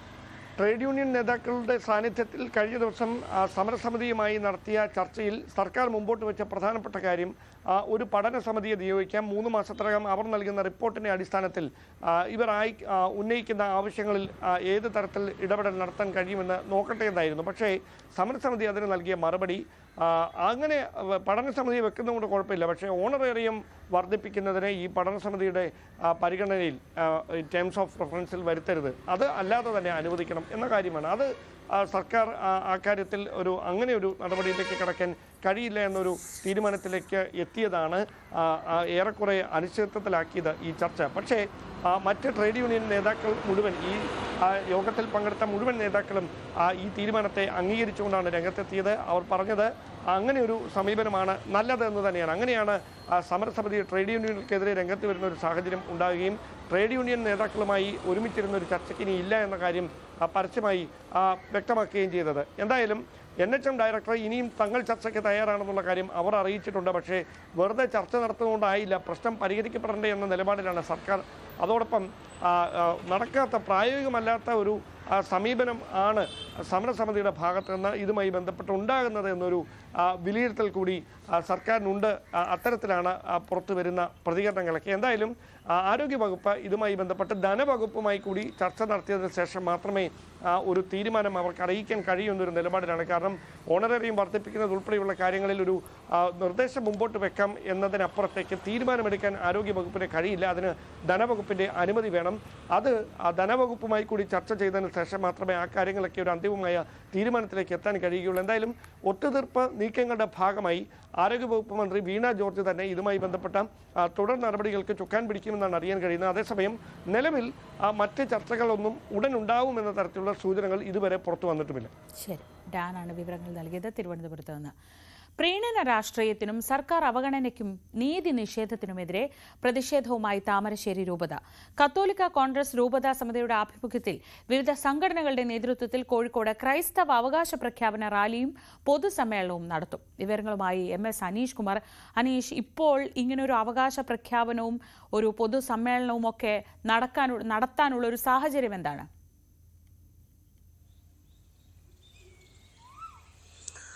ശ്രീജ, സർക്കാരിനെതിരെ ഒരു തുറന്ന യുദ്ധം പ്രഖ്യാപിച്ചതിനാണ് താമരശ്ശേരി രൂപത രംഗത്തെത്തിയിരിക്കുന്നത് നമുക്ക് പറയാൻ കഴിയും. ഇന്ന് നൂറുകണക്കിന് വിശ്വാസികളാണ് കോഴിക്കോട് നഗരത്തിലെത്തുക. മുതലക്കുളത്ത് ഒരു വലിയ യോഗവും വിളിച്ചു ചേർത്തിട്ടുണ്ട്. അതിനു മുമ്പായാണ് റാലി നടക്കുക. വിവിധ വിഷയങ്ങൾ ഉന്നയിച്ച് നിരവധി തവണ സർക്കാരുമായി സഭ പല വിഷയങ്ങളിലും ആശയവിനിമയം നടത്തിയിരുന്നു. എന്നാൽ അവയിലൊന്നും ഒരു തീരുമാനമുണ്ടാവുകയോ അനുകൂലമായ ഒരു നിലപാടിലേക്ക് സർക്കാർ എത്തുകയോ ചെയ്യുന്നില്ല എന്നാണ് രൂപത ആരോപിക്കുന്നത്. JB കോശി കമ്മീഷൻ റിപ്പോർട്ട്, ഒപ്പം ഈ സംവരണ തത്വങ്ങളുമായി ബന്ധപ്പെട്ട സ്കോളർഷിപ്പുകൾ, വനം പരിസ്ഥിതി നിയമങ്ങൾ തുടങ്ങിയ വിവിധ വിഷയങ്ങളിൽ നേരത്തെ തന്നെ സർക്കാരുമായി പല തരത്തിലുള്ള ചർച്ചകൾ നടന്നിരുന്നു. ഇതിൽ ഏറ്റവും പ്രധാനമായി ചൂണ്ടിക്കാണിക്കുന്നത് ഈ ക്രൈസ്തവരുടെ വിദ്യാഭ്യാസ, സാമൂഹ്യ, സാമ്പത്തിക അവസ്ഥ, പിന്നാക്കാവസ്ഥ പരിഹരിക്കുന്നതിനുള്ള JB കമ്മീഷൻ റിപ്പോർട്ട് 2023 മെയ് 17 സർക്കാരിന് റിപ്പോർട്ട് സമർപ്പിച്ചു. പക്ഷേ ഈ റിപ്പോർട്ട് സമർപ്പിച്ച് 2 വർഷം കഴിയുമ്പോഴും ഇതേക്കുറിച്ച് സർക്കാർ ഒരക്ഷരം മിണ്ടുകയോ അല്ലെങ്കിൽ ഈ റിപ്പോർട്ടിൻ്റെ ഉള്ളടക്കം എന്താണെന്ന് പുറത്തുവിടുകയോ ചെയ്യുന്നില്ല. അതിനെതിരെ ആണ് പ്രധാനമായ ഒരു സമരപ്രഖ്യാപനം നടത്തിയിരിക്കുന്നത്. ഇത്തരം ഈ റിപ്പോർട്ടുകൾ പൂഴ്ത്തിവെക്കുന്നതിന് പിന്നിൽ സ്ഥാപിത താല്പര്യങ്ങൾ ഉണ്ട്, അല്ലെങ്കിൽ ന്യൂനപക്ഷ പ്രീണനങ്ങൾ, മറ്റു ചില ന്യൂനപക്ഷ സമുദായങ്ങളോടുള്ള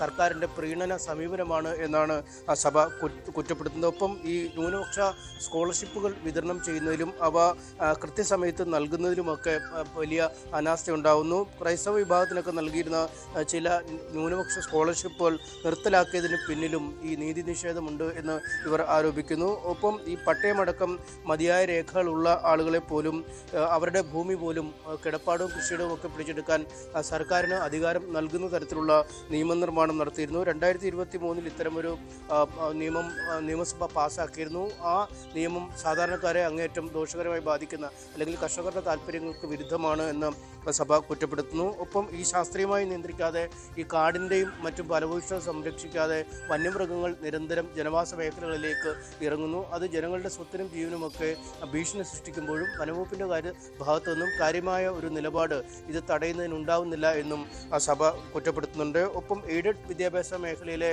അധ്യാപക അനധ്യാപക നിയമനങ്ങൾക്ക് സമയബന്ധിതമായ നടപടികൾ സർക്കാർ കൈക്കൊള്ളുന്നില്ല. നേരത്തെ താമരശ്ശേരി രൂപതയുടെ കീഴിലുള്ള സ്കൂളിലെ ഒരു അധ്യാപിക ആത്മഹത്യ ചെയ്തതുമായൊക്കെ ഈ സംഭവത്തെ വായിക്കാം. അന്ന് സഭ വലിയ വിവരങ്ങൾ നൽകിയത്. ഇങ്ങനെ പലവിധ ആവശ്യങ്ങൾ ഉന്നയിച്ചുകൊണ്ടാണ് ഒരു അവകാശ പ്രഖ്യാപന റാലിയിലേക്ക് ഇപ്പോൾ സഭ കടക്കുന്നത്. ഇന്ന് മാർ ജോസഫ് പാംപ്ലാനി ആയിരിക്കും ഈ അവകാശ പ്രഖ്യാപന റാലിയിലും പൊതുസമ്മേളനവും ഉദ്ഘാടനം ചെയ്യുക.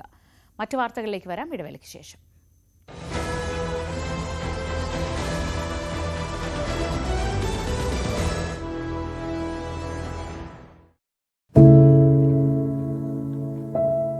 പെരുകുന്ന കുറ്റകൃത്യങ്ങളുടെ വാർത്തകൾ എല്ലാ ദിവസവും വായിച്ച് തളരുന്ന കാലമാണ് മാധ്യമപ്രവർത്തക എന്ന രീതിയിൽ ഇപ്പോൾ. അതിൽ മിക്കതിലും കാരണം ലഹരിയാണെന്നും പ്രതികളാകുന്നതും ഇരകളാകുന്നതും പുതിയ തലമുറയിലെ കുട്ടികളാണെന്ന് കൂടി പറയേണ്ടി വരുമ്പോൾ രക്ഷാകർത്താവ് എന്ന നിലയിൽ സമാധാനം പോലും കെട്ടുപോകുന്ന സമയമാണ്. ആരെയാണ് തിരുത്തുക? ആരെയാണ് നന്നാക്കുക? ഈ പുതിയ തലമുറയാണോ അതോ അവർക്ക് മാതൃകയാകേണ്ട നമ്മളെ തന്നെയാണോ? 4ാമത്തെ പെഗ്ഗിൽ ഐസ് ക്യൂബ് വീഴുമ്പോൾ ഞാൻ എവിടെ എത്തുമെന്ന് പറയുന്ന നായകനെ വേണ്ട എന്ന് പറയാൻ ഒരിക്കലും നമുക്ക് കഴിഞ്ഞിട്ടില്ല. എല്ലാ പ്രതിസന്ധികളിൽ നിന്നും എഴുന്നേറ്റ് വരാൻ ലഹരി ഒപ്പം വേണമെന്നും വിഷമത്തിലും സന്തോഷത്തിലുമെല്ലാം ലഹരി കൂടെ ഉണ്ടാകണം എന്ന് പറഞ്ഞ തലമുറയാണ് നമ്മുടേത്. ലഹരിക്ക് കുടുംബ സദസ്സുകളിൽ ഉണ്ടായിരുന്ന ടാബു പോലും തുടച്ചു കളഞ്ഞ തലമുറയാണ് നമ്മുടേത്. അച്ഛനും അമ്മയും കുട്ടികളുടെ മുന്നിലിരുന്ന് മദ്യപിക്കുന്ന കാലത്ത് ഇതിലും വലിയ ലഹരിയിലേക്ക് കടക്കരുതെന്ന് കുട്ടികളോട് ആ രക്ഷിതാക്കൾക്ക് എങ്ങനെയാണ് പറയാൻ കഴിയുക? നോക്കൂ, കൈവിട്ടു പോകുന്നത് നമുക്കാണ്. അതിന്റെ വലിയ വിപത്ത് അനുഭവിക്കുന്നത് പുതിയ തലമുറയും. ലഹരിക്ക് അടിമയാകാതിരിക്കൂ, സ്വതന്ത്രരാകൂ. Live free, live drug free.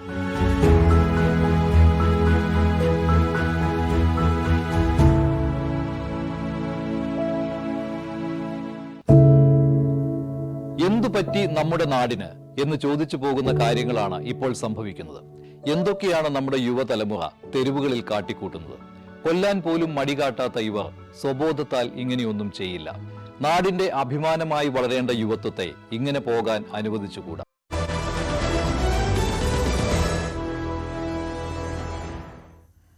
മുനമ്പത്ത് ചില രാഷ്ട്രീയ മാറ്റങ്ങളൊക്കെ സംഭവിക്കുന്നുണ്ട്. ഇന്നലെ നമ്മൾ കണ്ടതാണ് സമരസമിതിയിൽ നിന്ന് ഒരു 50 പേർ നേരിട്ട് BJPയിൽ ചേരുന്നതൊക്കെ. എന്നാൽ ഈ നിയമ ഭേദഗതി പാസ്സായെങ്കിലും നിയമത്തിന്റെ ആനുകൂല്യം ലഭിക്കും വരെ തുടർ സമരം എന്ന നിലപാടിലാണ് മുനമ്പം സംയുക്ത സമരസമിതി. മുൻകാല പ്രാബല്യം സംബന്ധിച്ച സംശയങ്ങളും വിമർശനങ്ങളും ഒക്കെ ഉയരുന്നുണ്ടെങ്കിലും BJP നേതാക്കൾ നൽകിയ ഉറപ്പ് വിശ്വസിക്കാം എന്നൊരു നിലപാടിലാണ് അവരുള്ളത്. അതേസമയം നിയമം പാസാക്കിയത് സംസ്ഥാനത്ത് രാഷ്ട്രീയമായി ഗുണം ചെയ്യുമെന്ന് BJP കരുതുന്നുണ്ട്. വിവരങ്ങളുമായി ആജ്ഞ രവീന്ദ്രൻ. ആജ്ഞ, ഇന്ന് സുരേഷ് ഗോപി അങ്ങോട്ടേക്ക് എത്തുന്നുണ്ട്. ഇന്നലെ നമ്മൾ കണ്ടതാണ് അവിടെ രാജീവ് ചന്ദ്രശേഖർ വന്നപ്പോഴുള്ള ഒരു സ്വീകരണവും രാത്രിയിലെ പ്രകടനവും ഒക്കെ. അപ്പോൾ ഇത് രാഷ്ട്രീയമായി ഒരുപക്ഷെ ഏറ്റവും ഗുണം ചെയ്യുന്നത് BJPക്കാകും എന്നൊരു വിലയിരുത്തൽ. പക്ഷെ അവരുടെ സമരത്തിന്റെ കാര്യത്തിൽ അവർ ചില തീരുമാനങ്ങൾ എടുക്കുന്നുണ്ടല്ലോ.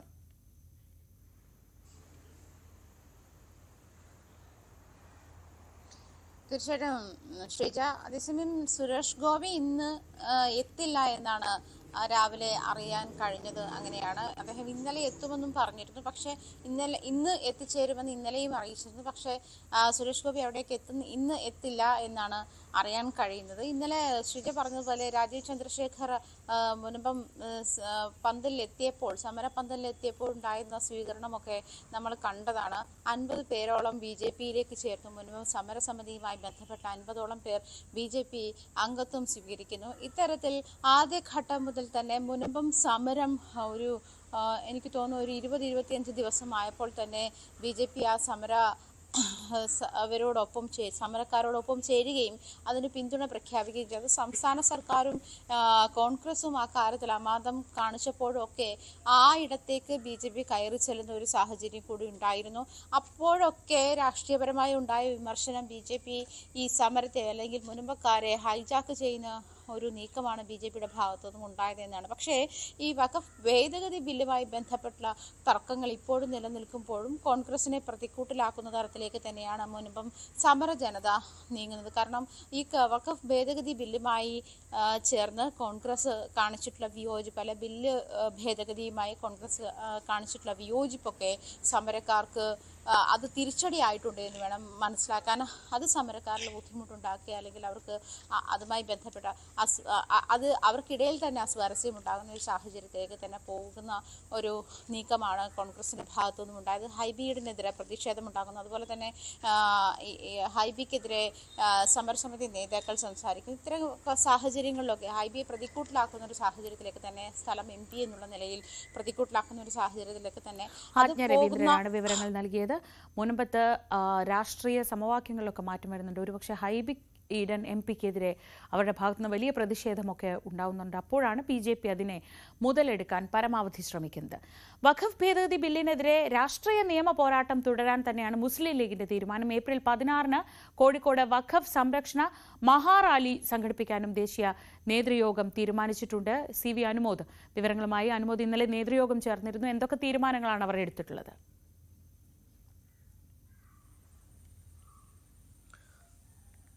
ശ്രീജ, നമുക്കറിയാം മുസ്ലിം ലീഗ് വലിയ തോതിൽ തന്നെ വഖഫിനെതിരായ പ്രതിഷേധങ്ങൾ നേരത്തെ തന്നെ തുടങ്ങിയിരുന്നു. കഴിഞ്ഞ ദിവസം അത് നിയമ പോരാട്ടത്തിൽ കടക്കുമെന്നും വ്യക്തമാക്കിയിരുന്നു. അതിനപ്പുറം ബഹുജന പ്രക്ഷോഭത്തിലേക്ക് കടക്കുകയാണ് മുസ്ലിം ലീഗ് ഇപ്പോൾ. ഇതിനകം തന്നെ കോൺഗ്രസിന്റെ നിലപാടിൽ, പ്രത്യേകിച്ച് രാഹുലും പ്രിയങ്കയും ഒന്നും പാർലമെന്റിൽ ഈ വിഷയത്തിൽ സംസാരിക്കാത്തതിനെതിരെ സാമുദായിക സംഘടനകളുടെ വലിയ പ്രതിഷേധം ഉയരുന്നുണ്ട്. അപ്പോൾ അത്തരത്തിലുള്ള പ്രതിഷേധങ്ങൾ ഒരു ഭാഗത്ത് നടക്കുമ്പോഴാണ് ഒരു ബഹുജന പ്രക്ഷോഭത്തിന്, ഒരു ബഹുജന സംഗമത്തിന് മുസ്ലിം ലീഗ് തയ്യാറെടുക്കുന്നത്.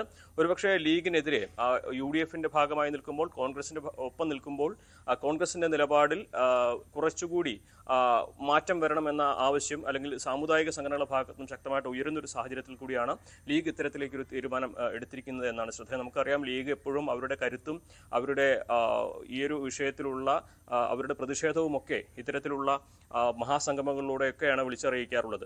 അപ്പോൾ ഈ കോഴിക്കോട് 16-ാം തീയതി വിളിച്ചു ചേർത്തിരിക്കുന്ന ഈ വലിയ പ്രതിഷേധ സംഗമം ലീഗിന്റെ ഈ വിഷയത്തിലുള്ള നിലപാട് എത്രമാത്രം ശക്തമാണെന്ന് തെളിയിക്കുന്നതിനും സാമുദായിക സംഘടനകളെ ഒരുമിച്ച് നിർത്തുന്നതിലും അവരെ വിശ്വാസത്തിലെടുത്ത് മുന്നോട്ട് പോകുന്നതിനും കൂടിയുള്ള ഒരു നീക്കമാണ് എന്ന് വേണം നമുക്ക് ഈ ഘട്ടത്തിൽ വിലയിരുത്തുവാൻ. എന്നാണെങ്കിലും ലീഗ് നിയമപരമായിട്ടും രാഷ്ട്രീയമായിട്ടും വഖഫ് ബില്ലിനെതിരെ പോരാട്ടം തുടരുമെന്ന വ്യക്തമായ സന്ദേശമാണ് ഇന്നലെ ചേർന്ന നേതൃയോഗത്തിന് ശേഷം വ്യക്തമാക്കിയിട്ടുള്ളത്.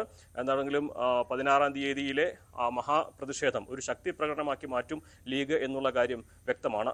CV അനുമോദാണ് വിവരങ്ങൾ നൽകിയത് മലപ്പുറത്ത് നിന്ന്. വഖഫ് ബില്ലിൽ ആശങ്ക അറിയിക്കാൻ രാഷ്ട്രപതിയുടെ സമയം തേടിയിരിക്കുകയാണ് മുസ്ലിം വ്യക്തി നിയമ ബോർഡ്. രാജ്യവ്യാപക പ്രതിഷേധത്തിനും വിവിധ സംഘടനകൾ ആഹ്വാനം ചെയ്തിട്ടുണ്ട്. ബില്ലിനെതിരെ കൂടുതൽ രാഷ്ട്രീയ പാർട്ടികൾ ഇപ്പോൾ സുപ്രീം കോടതിയെ സമീപിക്കാൻ ഒരുങ്ങുകയാണ്. രാകേഷ് ന്യൂസ് ഡെസ്കിൽ നിന്ന് വിവരങ്ങളുമായി. രാകേഷ്, പാർലമെന്റ് കടന്നെങ്കിലും രാഷ്ട്രപതി ബില്ല് ഒപ്പിടുന്നതിന് മുമ്പായി ഏതൊക്കെ തരത്തിൽ അതിൽ പ്രതിഷേധം അറിയിക്കാമോ അതിനാണ് ശ്രമം നടക്കുന്നത്. ആരൊക്കെയാണ് ഈ പ്രതിഷേധവുമായി ഇപ്പോൾ രംഗത്ത് വരുന്നത്? ശ്രീജ, പ്രതിഷേധം ഒരു വശത്ത് നടക്കുന്നുണ്ട്, ഒപ്പം കൂടുതൽ നേതാക്കൾ ഇപ്പോൾ സുപ്രീം കോടതിയെ സമീപിക്കുന്നുണ്ട്. ഇന്നലെ 2 പേർ സുപ്രീം കോടതിയെ സമീപിച്ചു കഴിഞ്ഞു. അതിലൊന്ന് മുഹമ്മദ് ജാവേദാണ്. മുഹമ്മദ് ജാവേദ് ബീഹാറിലെ കിഷൻഗഞ്ചിൽ നിന്നുള്ള അംഗമാണ്, കോൺഗ്രസ് നേതാവാണ്. അദ്ദേഹം ഈ JPC-യിലും ഭാഗമായിരുന്നു. അദ്ദേഹം ഏതായാലും സുപ്രീം കോടതിയെ സമീപിച്ചിട്ടുണ്ട്. അദ്ദേഹം ഈ ഹർജിയിൽ ചൂണ്ടിക്കാണിക്കുന്ന പ്രധാനപ്പെട്ട കാര്യം, ഒന്ന്, വഖഫ് സ്വത്തുക്കളിൽ ഇപ്പോഴുണ്ടായിരിക്കുന്ന ബില്ലിലെ വ്യവസ്ഥകൾ അത് ഏകപക്ഷീയമായി നിയന്ത്രണം ഏർപ്പെടുത്തുന്നതാണ്. മാത്രമല്ല അതുകൊണ്ട് തന്നെ മുസ്ലിങ്ങളുടെ മതപരമായ സ്വയംഭരണത്തെ അത് ദുർബലപ്പെടുത്തുന്നു എന്നാണ് ഹർജിയിൽ ചൂണ്ടിക്കാണിച്ചിരിക്കുന്നത്. ഇത് കൂടാതെ AIMIM നേതാവ് ഒവൈസി സുപ്രീം കോടതിയെ സമീപിച്ചിട്ടുണ്ട്. ഒവൈസി ചൂണ്ടിക്കാണിക്കുന്ന പ്രധാനപ്പെട്ട കാര്യം, വഖഫ് ഇസ്ലാമിന്റെ ആചാരത്തിന്റെ അവിഭാജ്യ ഘടകമാണ്. അപ്പോൾ അതിന് ഭരണഘടനാ സംരക്ഷണം ഉറപ്പാക്കേണ്ടതുണ്ട് എന്ന വാദമാണ് ഒവൈസി ഉന്നയിക്കുന്നത്. മറുവശത്ത് all India personal law board നേരത്തെ തന്നെ പ്രതിഷേധങ്ങൾ ആരംഭിച്ചതാണ്. അവർ ഇപ്പോൾ രാഷ്ട്രപതിയുടെ സമയം തേടിയിട്ടുണ്ട്. ഈ ബില്ലിൽ ആശങ്കയുണ്ട്. മാത്രവുമല്ല ബില്ല് ഭരണഘടനാ വിരുദ്ധമാണ് എന്ന് പേഴ്സണൽ ലോ ബോർഡ് ആവർത്തിക്കുകയും ചെയ്യുന്നു. കാരണം ഇതൊരു അജണ്ടയുടെ ഭാഗമായിട്ടാണ് ഈ ബില്ലിപ്പോൾ അവതരിപ്പിച്ചിരിക്കുന്നത്. കാരണം സർക്കാരിൻ്റെ പല തെറ്റുകളും മറച്ചുവെക്കാൻ വേണ്ടി ഇത്തരത്തിൽ അധികാരത്തിൻ്റെ ലഹരിയിൽ രാജ്യത്ത് ഭിന്നിപ്പിൻ്റെ അന്തരീക്ഷം സൃഷ്ടിക്കുന്നു. ഇതാണ് പ്രധാനമായും ഇന്നലെ പേഴ്സണൽ ലോ ബോർഡ് പുറത്തിറക്കിയ വാർത്താക്കുറിപ്പിൽ ചൂണ്ടിക്കാണിച്ചിരിക്കുന്നത്. ഏതായാലും രാജ്യത്തിന്റെ വിവിധ ഭാഗങ്ങളിൽ പ്രതിഷേധത്തിനും all India personal law board ആഹ്വാനം ചെയ്തിട്ടുണ്ട്. ശ്രീജ, സംസ്ഥാനത്തെ ലഹരി വിരുദ്ധ പോരാട്ടത്തിൽ കൈകോർക്കാൻ അമേരിക്കയിലെ മലയാളികളുടെ സംഘടനയായ ഫൊക്കാനയുടെ സഹകരണത്തോടെ സംസ്ഥാനത്ത് സർക്കാർ വിവിധ ലഹരി വിരുദ്ധ പരിപാടികൾ നടപ്പാക്കും. കുമരകത്ത് നടക്കുന്ന ഫൊക്കാന കൺവെൻഷന്റെ ആദ്യ ദിനം ലഹരി വിരുദ്ധ വിളംബര ദിനമായി ആചരിക്കും. വിവരങ്ങളുമായി ഡോക്ടർ സജിമോൻ ആന്റണി ചേർന്നു. ഡോക്ടർ സജിമോൻ, ഒരുപക്ഷെ കേരളം ഇപ്പോൾ നേരിടുന്ന ഏറ്റവും വലിയ വിപത്തിൽ ഒരു പ്രതിരോധം തീർക്കാനുള്ള ഒരു പിന്തുണയാണ് നിങ്ങളിപ്പോൾ അവിടെ നിന്ന് ഓഫർ ചെയ്യുന്നത്. എന്തൊക്കെയാണ് ഫൊക്കാന, ഏതൊക്കെ തരത്തിൽ ഈ വിഷയത്തിൽ ഇടപെടാമെന്നാണ് കരുതുന്നത്? തീർച്ചയായും ശ്രീജ, ഗുഡ് മോർണിംഗ്. 1983 ഫൊക്കാന തുടങ്ങിയ ഫൊക്കാന ഇന്ന് 42 വർഷം പിന്നിടുമ്പോൾ ഫൊക്കാനയുടെ ചില പ്രസ്റ്റീജ് പ്രൊജക്ടുകളായ FOKANA medical card, FOKANA health clinic, housing project, അതോടൊപ്പം ടാക്സ് ഡിസ്പാരിറ്റിയിലുള്ള ഫൈറ്റ് തുടങ്ങിയതിൽ അധിഷ്ഠിതമായി നിൽക്കാതെ തന്നെ അതിലും അതോടൊപ്പം തന്നെ വേറെ ഒരു 2 ക്യാമ്പയിൻ കൂടിയാണ്, അല്ലെങ്കിൽ 2 പ്രൊജക്ട് കൂടിയാണ് ഫൊക്കാന ഇപ്പോൾ ചെയ്യാൻ ആഗ്രഹിക്കുന്നത്. അതിൽ വളരെ ഇമ്പോർട്ടൻ്റ് ആയിട്ടൊരു പ്രൊജക്റ്റാണ് ഇപ്പോൾ ശ്രീജ പറഞ്ഞത്, ലഹരിക്ക് എതിരെയുള്ളൊരു ഫൈറ്റ്, ലഹരിയെ തുരുത്തി ഓടിക്കുക എന്നുള്ളൊരു പ്രതിജ്ഞ എടുത്തിരിക്കുകയാണ് ഫൊക്കാന ലീഡർഷിപ്പ്. 100-അധികം സംഘടനകളുടെ സഹായത്തോടുകൂടി കേരള ഗവൺമെന്റുമായിട്ട് സഹകരിച്ച് കേരള ഗവൺമെന്റിലെ higher education minister Shrimati R ബിന്ദുവുമായിട്ട് സംസാരിച്ച് ആ ഡിപ്പാർട്ട്മെന്റുമായിട്ട് സഹകരിച്ചു കൊണ്ടിട്ട് ഫൊക്കാന ഒരു 4 ഇന പ്രൊജക്റ്റാണ് ഗവൺമെന്റിന് സമർപ്പിച്ചിരിക്കുന്നത്. ആ 4 ഇന പ്രൊജക്റ്റിനകത്ത് ഏറ്റവും കീ ആയിട്ട് പറയാനുള്ളത് ഐ ഡിഫൻഡർ ക്യാമ്പയിൻ ആണ്. അതായത് ഇന്ന് നമ്മുടെ സ്കൂളിലോ കോളേജിലോ എവിടെയെങ്കിലും ലഹരി ഉപയോഗിക്കുന്നതിനെ പറ്റി ആർക്കെങ്കിലും അറിവുണ്ട് എങ്കിൽ ഈ ഐ ഡിഫൻഡർ ക്യാമ്പയിന്റെ പദ്ധതിയുടെ ഭാഗമായിട്ട് അത് അധികാരികളെ അറിയിക്കുകയും അധികാരികൾ അത് വെരിഫൈ ചെയ്യുകയാണെങ്കിൽ ഫൊക്കാന അവർക്ക് ഭാഗ്യദോഷകം കൊടുക്കുകയും സമ്മാനം കൊടുക്കുകയും സർട്ടിഫിക്കറ്റ് വിതരണം ചെയ്യുകയും ചെയ്യുന്ന അവർക്കുള്ള അപ്രിസിയേഷനുമുള്ള കാര്യങ്ങളായിട്ടുള്ള ഒരു പ്രൊജക്റ്റാണ് ഒന്ന്. രണ്ടാമത്തേത് ഈ ഡ്രഗ്സിനെതിരെയുള്ള അവയർനെസ് ഹൈസ്കൂളിലും അതുപോലെ തന്നെ കോളേജ് തലങ്ങളിലും ഉന്നത വിദ്യാഭ്യാസ വകുപ്പുമായിട്ട് സഹകരിച്ചുകൊണ്ട് അതിന്റെ ബ്രോഷേഴ്സും മറ്റു പല ഈവന്റുകളും അവിടെ സംഘടിപ്പിച്ച് സെമിനാറുകളും പങ്കെടുപ്പിക്കുക എന്നുള്ളൊരു അവയർനെസ് ക്യാമ്പയിനാണ്.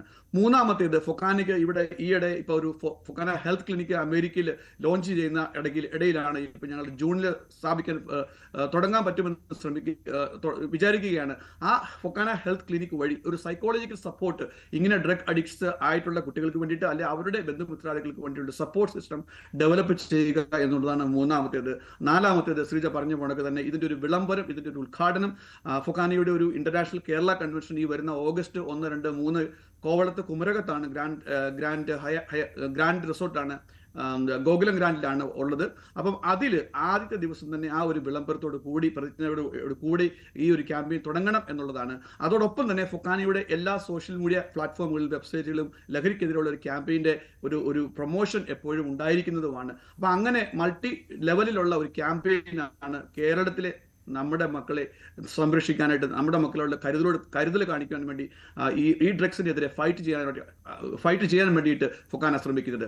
ഇതിൽ നിങ്ങൾക്ക് അറിയാൻ കഴിഞ്ഞത് കേരള ഗവൺമെന്റും അതോടൊപ്പം തന്നെ അവിടെയുള്ള വിവിധ സന്നദ്ധ സംഘടനകളും ഇതിൽ പല വർക്കുകളും ചെയ്യുന്നുണ്ട്. അവരോടൊപ്പം ചേർന്ന് നിന്നുകൊണ്ട് ഒരുമിച്ച് നമുക്ക് ഈ ഡ്രഗ്സ് എന്നുള്ള മാരക വിപത്തിനെതിരെ പ്രവർത്തിക്കാം എന്നുള്ളതാണ് ഫൊക്കാനയുടെ പ്രതീക്ഷ. ശരി, വളരെ സന്തോഷമുള്ള കാര്യമാണ്. ഒരു പക്ഷേ കേരളം ഇങ്ങനൊരു പ്രതിസന്ധിയിലൂടെ കടന്നു പോകുമ്പോൾ നമ്മുടെ ചെറുപ്പക്കാരെ, കുട്ടികളെയൊക്കെ ലഹരിയുടെ കണ്ണുകളിൽ നിന്ന് മുക്തരാക്കി പുറത്തേക്ക് കൊണ്ടുവരാനുള്ള ഒരു തീവ്ര ദൗത്യം നടക്കുമ്പോൾ ഈ പിന്തുണ വളരെയേറെ അപ്രീഷിയേറ്റ് ചെയ്യേണ്ട ഒന്നാണ്. Thank you so much. എന്തായാലും നമ്മൾ മറ്റു വാർത്തകളിലേക്ക് പോവുകയാണ്. ഇനി ഇന്നത്തെ സ്പെഷ്യൽ ഡേ വിഷസിലേക്കാണ് നമ്മൾ പോകുന്നത്. ഞങ്ങളുടെ സഹപ്രവർത്തകൻ പ്രിയപ്പെട്ട രാഹുൽ ദാസിൻ്റെയും അശ്വതിയുടെയും 5ാം വിവാഹ വാർഷികമാണ്. കോവിഡ് ഏറ്റവും മൂർധന്യത്തിൽ നിൽക്കുമ്പോഴായിരുന്നു ഇരുവരുടെയും വിവാഹം. അന്നതിൻ്റെ ഒരു പ്രധാനപ്പെട്ട പങ്ക് വഹിക്കാൻ കഴിഞ്ഞതിൽ എനിക്കും വലിയ സന്തോഷമുണ്ട്. അപ്പോൾ ഇരുവർക്കും, എൻ്റെ ഏറ്റവും പ്രിയപ്പെട്ട കുട്ടികളാണ് രണ്ടാളും, രാഹുലും അശ്വതിയും. അവർക്ക് രണ്ടുപേർക്കും ഹൃദയം നിറഞ്ഞ വിവാഹ വാർഷിക ആശംസകൾ. എപ്പോഴും ഇങ്ങനെ സന്തോഷത്തോടെ ഇരിക്കാൻ പറ്റട്ടെ എന്ന് ആശംസിക്കുന്നു. തൃശൂർ പേരാമംഗലം സ്വദേശികളായ മനക്കിലാത്ത സന്ദീപിന്റെയും നിമ്മിയുടെയും മകനായ അർച്ചിത്തിന്റെ 5ാം പിറന്നാളാണിന്ന്. അർച്ചിത്തിന് അച്ഛന്റെയും അമ്മയുടെയും ചേച്ചി അധിനിയുടെയും ഒക്കെ കൂടെ ഞങ്ങളുടെയും ഹൃദയം നിറഞ്ഞ പിറന്നാൾ ആശംസകൾ. മലപ്പുറം കണ്ണമംഗലം മേമാട്ടുപാറ സ്വദേശിയായ ആര്യമിത്ര കുറുപ്പ്. ആര്യമിത്രയുടെ ജന്മദിനമാണിന്ന്. ഒരു ചെറിയ പാട്ടുകാരിയൊക്കെയാണ് ആര്യമിത്ര. അപ്പോൾ നല്ലോണം പാട്ടൊക്കെ പാടാൻ പറ്റട്ടെ, മിടുമിടുക്കിയായിട്ടിരിക്കൂ.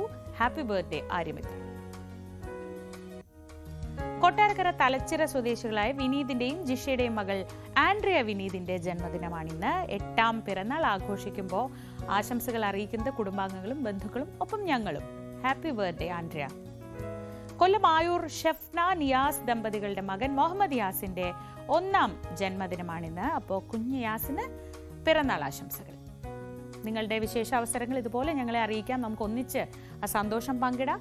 അതിനായി വാട്സപ്പ് ചെയ്താൽ മതി. വാട്സപ്പ് ചെയ്യേണ്ട number 9346975748. Format special day space name space phone number. ഇനി നമ്മൾ തൽക്കാലം ഇപ്പോഴത്തെ വാർത്തകളിൽ നിന്ന് ഒരു ചെറിയ ഇടവേള എടുത്തിട്ട് നമ്മൾ പോലീസ് പെട്രോളിലേക്ക് പോവുകയാണ്. വാർത്തകളുമായി മടങ്ങിയെത്താം.